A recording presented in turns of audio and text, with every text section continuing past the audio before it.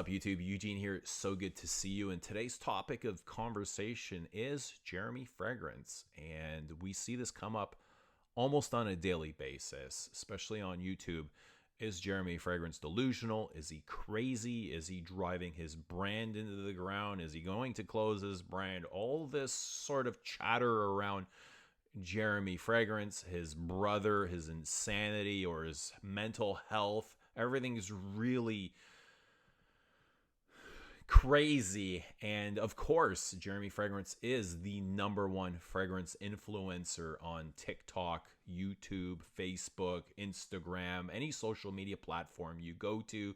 He is trending, not as much as, let's say, a Jordan Peterson, a Joe Rogan, or an Andrew Tate. They have a much larger breadth of topics that they discuss, whereas Jeremy is kind of compact and limited to fragrance. Gold Rolexes, red Ferraris, twigs, berries, seeds, figs, what other grasses he's eating, I don't know. But he's fasting and on some sort of spiritual cleanse and watching his weight and exercising. And what seems to be quite healthy to me. He seems like a really healthy guy. So I don't understand all the craziness that surrounds him other than being so famous and everybody wants to be like Jeremy Fragrance. They want to be seen and heard and understood, which I think he is a very misunderstood guy.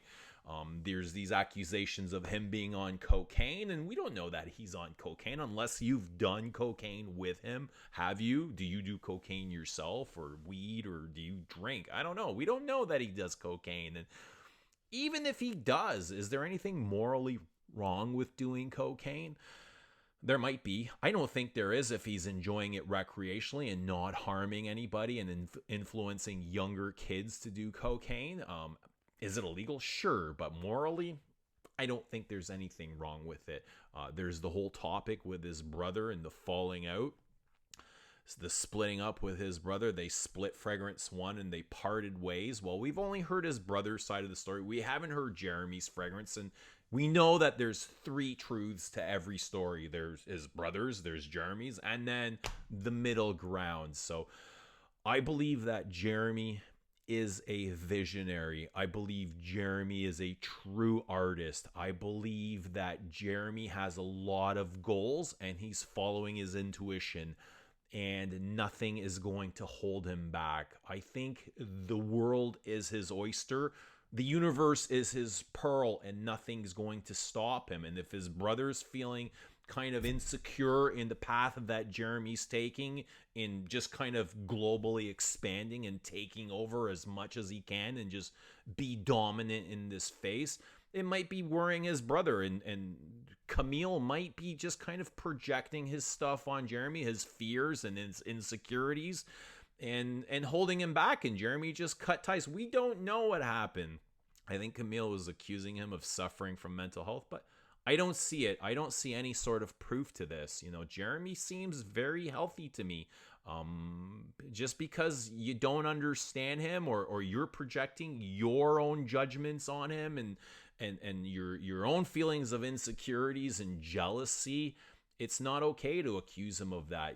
He was the first to reach 1 million subscribers. He was the first to launch a YouTube perfume brand on such a massive scale. So he's been the first to do other things. You might not like him, but that's okay. That's neither here nor there. I'm not the biggest Jeremy Fragrance fan. I enjoy him. I find him exciting. I find him entertaining. He's funny. He's charming. I'm not a big fan of his fragrances. I mean, they're not horrible, but they're not meant for me. Office is, it's very safe and mainstream and mass appealing and inoffensive. It's too clean for my taste. I like much more challenging things that are dirty and interesting and complex, and that's okay. We have very different tastes, but I can't fault Jeremy for liking what he does. I think Jeremy is having the time of his life doing this. He's really enjoying himself. He is expressing himself the best way he can, and he's not letting anybody censor him. He is not following social constructs. He's not following what people are expecting from him. He's not going to shut up. He's going to say what he feels, and that's what an artist does. They express themselves in the only way they know how. I think he's using a lot of the hatred to his benefit. He's allowing people to shit all over him, which he doesn't react to. He doesn't react to negativity. He doesn't go into that space, and you have all these haters that are just kind of building him up, and he knows that. He's a genius at marketing, and he's allowing his inner child to express itself the best way he can, and he's allowing his inner child to enjoy his life that he has in the best way that he can, in the only way that he knows. So I really have been watching and enjoying this man grow and evolve and make this the space that it's become. He has done more for Fragcom than any other fragrance reviewer. More for Fragcom than a lot of other fragrance reviewers combined. So my message is simply, leave Jeremy alone. He's okay.